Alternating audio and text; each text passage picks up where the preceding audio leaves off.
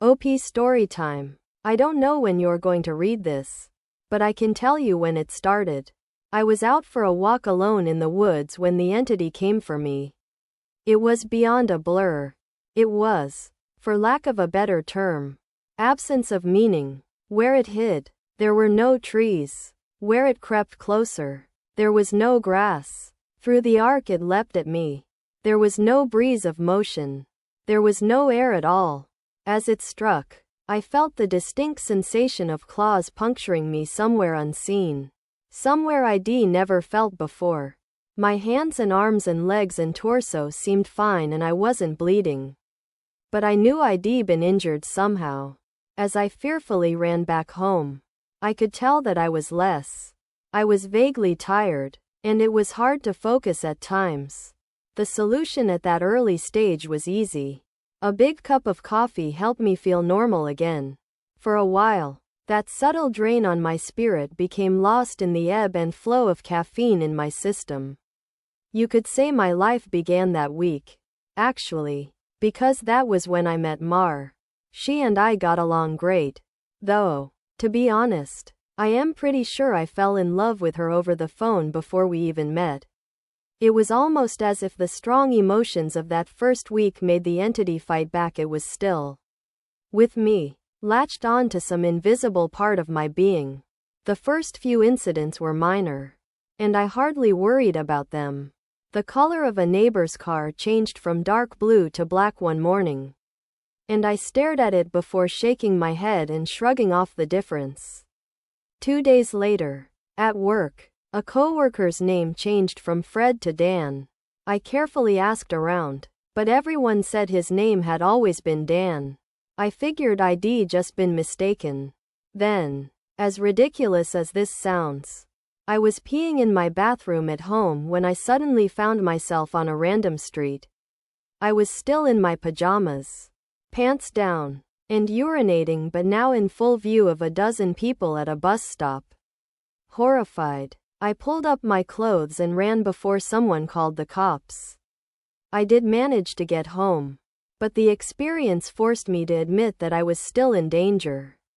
The entity was doing something to me, and I didn't understand how to fight back. Mar showed up that evening, but she had her own key. Hey, I asked her with confusion. How do you get a key? She just laughed. You're cute. Are you sure you're okay with this? She opened a door and entered a room full of boxes. I know living together is a big step, especially when we've only been dating 3 months. Living together? I'd literally just met her the week before. Thing was, my mother had always called me a smart cookie for a reason. I knew when to shut my yap. Instead of causing a scene, I told her everything was fine and then I went straight to my room and began investigating.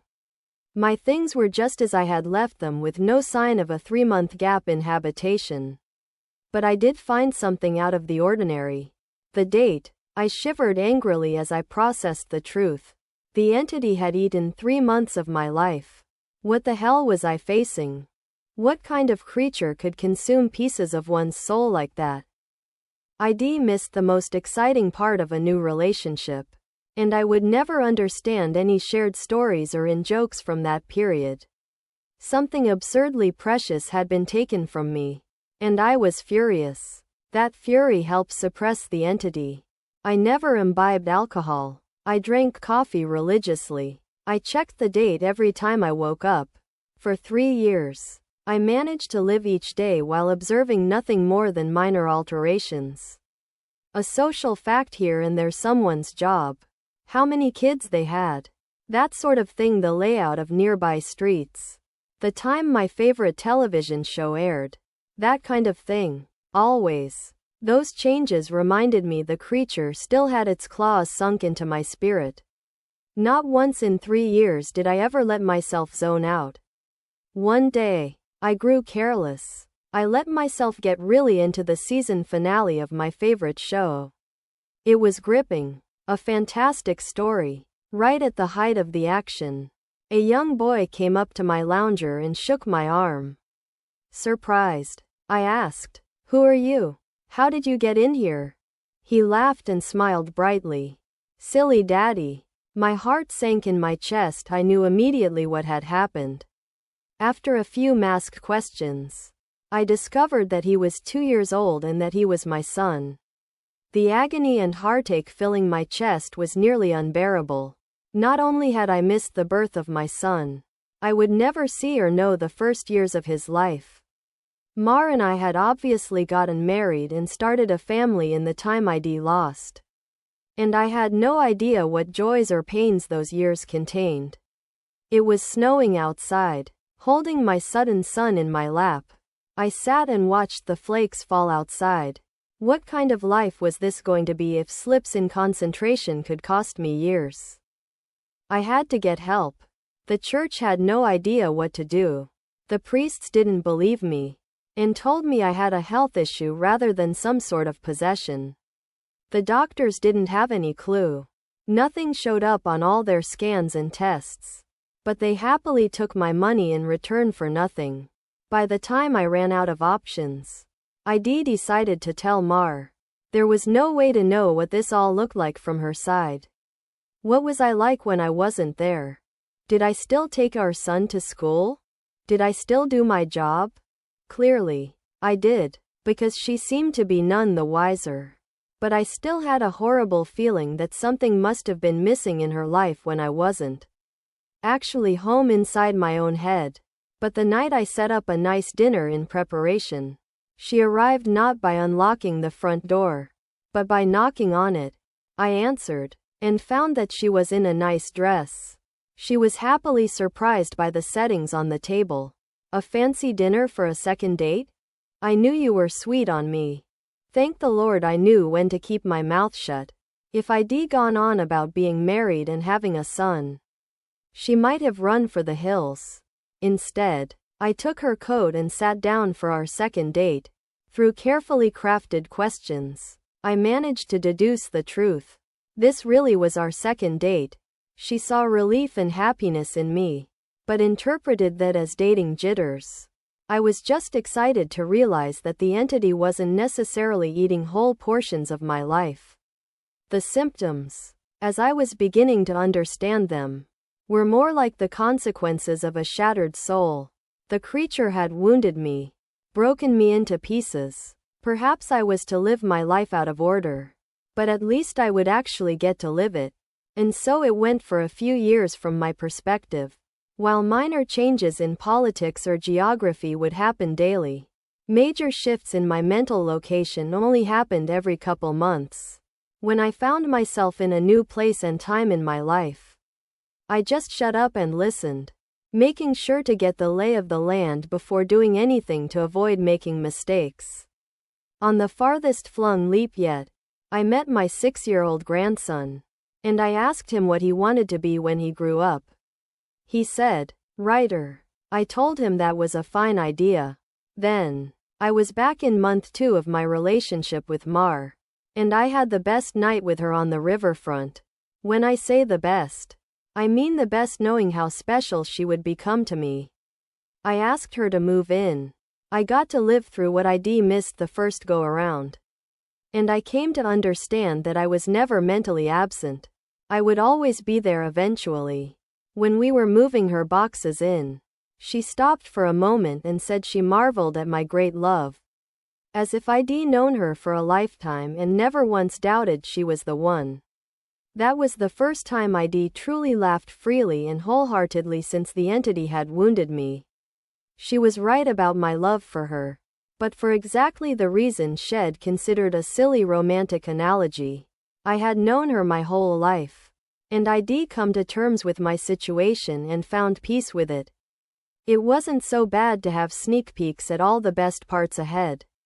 But of course I wouldn't be writing this if it hadn't gotten worse. The entity was still with me. It had not wounded me and departed like I'd wanted to believe. The closest I can describe my growing understanding was that the creature was burrowing deeper into my psyche, fracturing it into smaller pieces. Instead of months between major shifts, I began having only weeks. Once I noticed that trend, I feared my ultimate fate would be to jump between times in my life, heartbeat by heartbeat. Forever confused. Forever lost. Only an instant in each time meant I would never be able to speak with anyone else. Never be able to hold a conversation. Never express or receive love. As the true depth of that fear came upon me, I sat in an older version of me and watched the snow falling outside. That was the one constant in my life. The weather didn't care who I was or what pains I had to face. Nature was always there. The falling snow was always like a little hook that kept me in a place. The pure emotional peace it brought was like a panacea on my mental wounds. And I'd never yet shifted while watching the pattern of falling white and thinking of the times I'd gone sledding or built a snow fort as a child. A teenager touched my arm. Grandpa? Had startled me out of my thoughts. So I was less careful than usual. Who are you? He half grinned, as if not sure whether I was joking. Handing me a stack of papers. He said, "It's my first attempt at a novel. Would you read it and tell me what you think?" Ah, of course. Pursuing that dream of being a writer. I see. He burned bright red. Trying to. Anyway. All right. Run off. I'll read this right now. The words were blurry. And annoyed. I looked for glasses I probably had for reading. Being old was terrible. And I wanted to leap back into a younger year, but not before I read his book.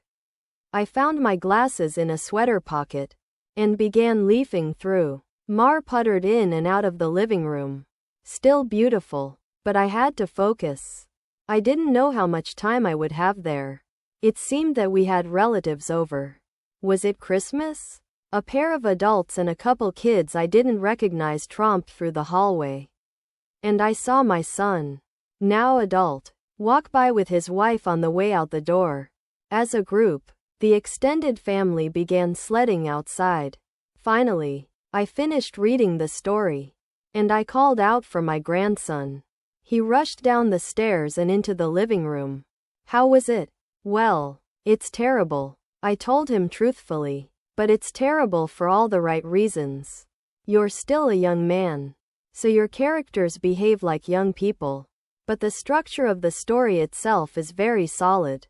I paused. I didn't expect it to turn out to be a horror story. He nodded. It's a reflection of the times.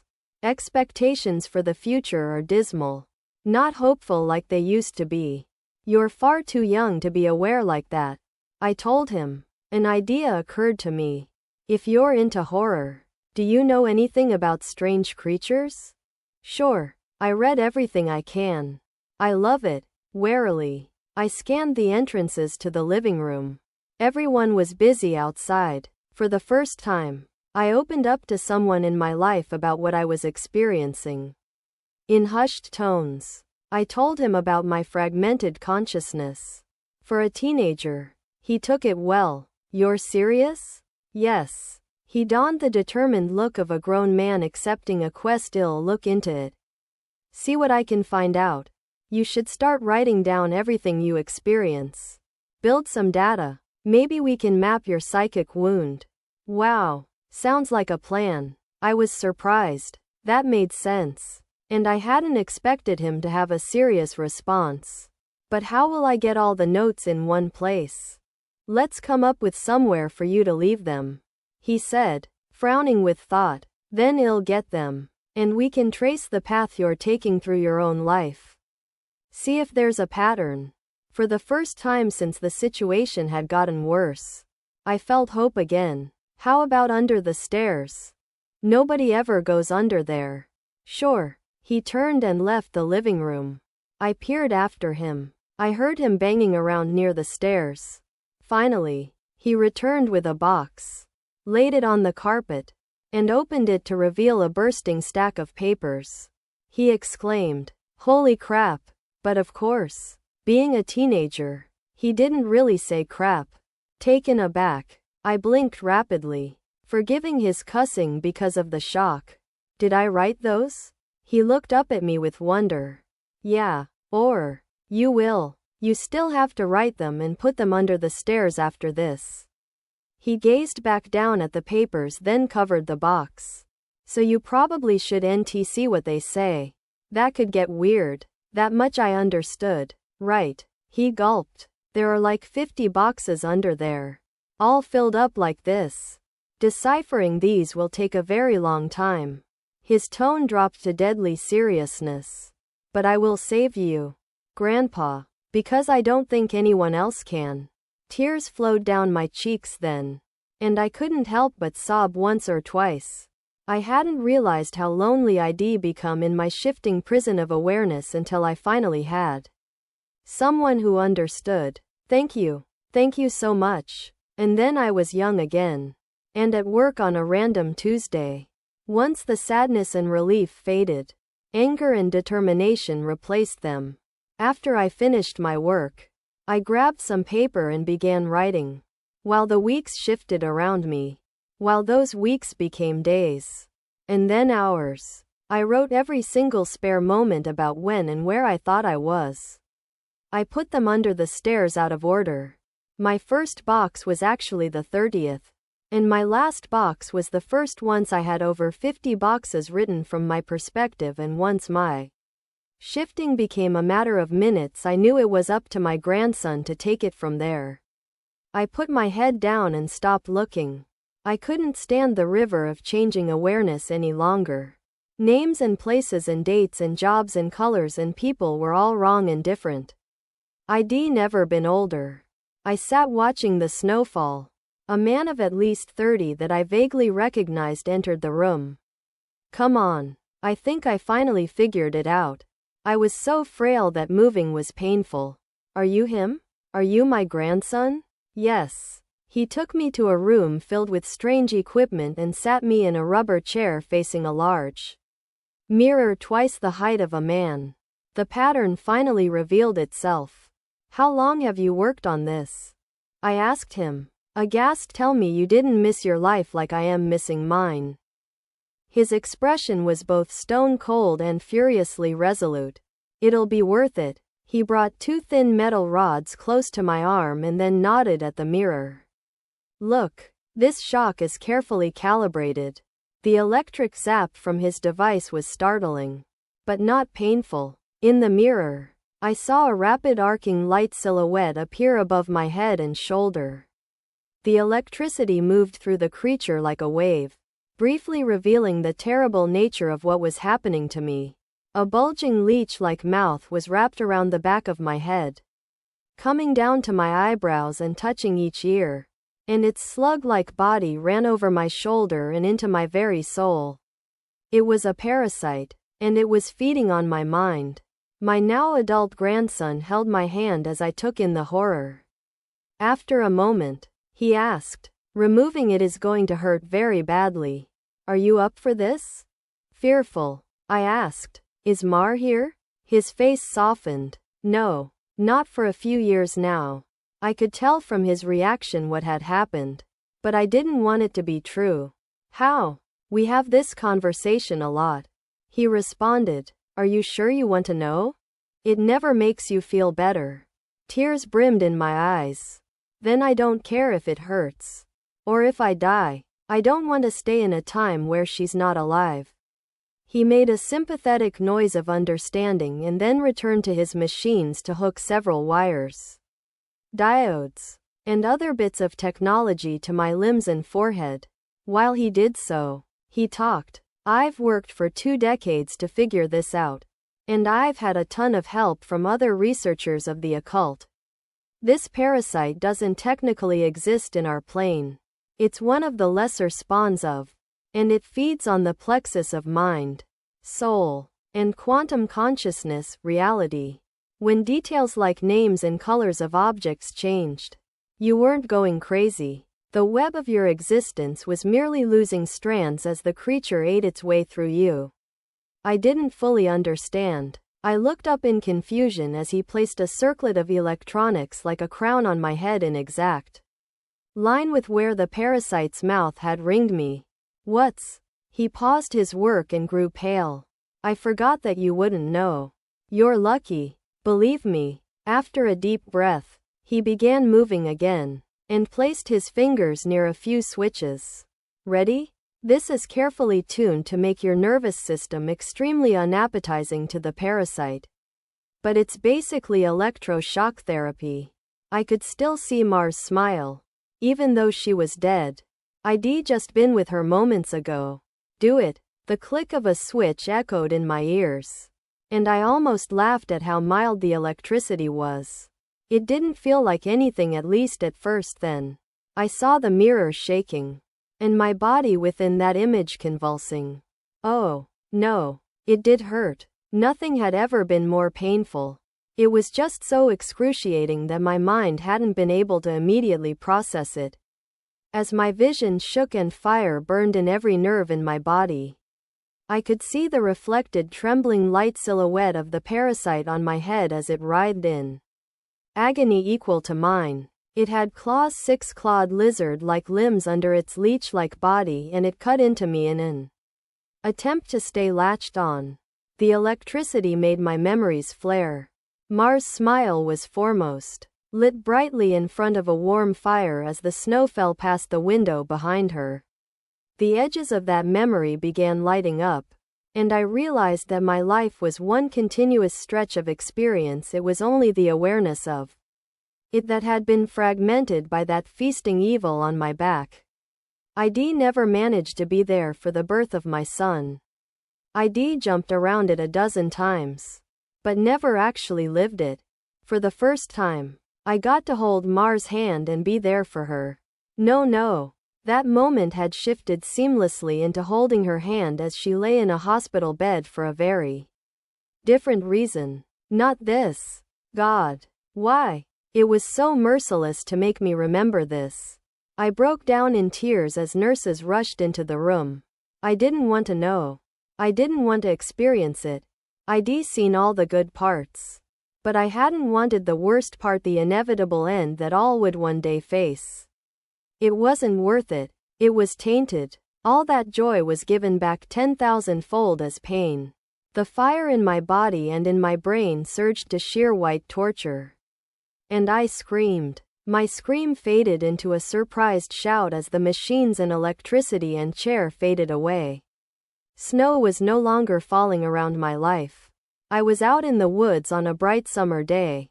Oh God. I turned to see the creature approaching me. It was the same absence of meaning. The same blank on reality. It crept forward, just like before, but this time, it hissed and turned away. I stood, astounded at being young again and freed from the parasite. My grandson had actually done it. Had made me an unappetizing meal. So the predator of mind and soul had moved on in search of a different snack. I returned home in a daze. And while I was sitting there processing all that had happened, the phone rang. I looked at it in awe and sadness. I knew who it was. It was Marjorie, calling for the first time for some trivial reason she'd admit 30 years later was made up just to talk to me. But all I could see was her lying in that hospital bed dying. It was going to end in unspeakable pain and loneliness. I would become an old man, left to sit by myself in an empty house. His soulmate gone long before him. At the end of it all, the only thing I would have left, sitting and watching the falling snow. But now, thanks to my grandson, I would also have my memories. It would be a wild ride, no matter how it ended. On a sudden impulse, I picked up the phone. With a smile, I asked, "Hey, who's this?" Even though I already knew.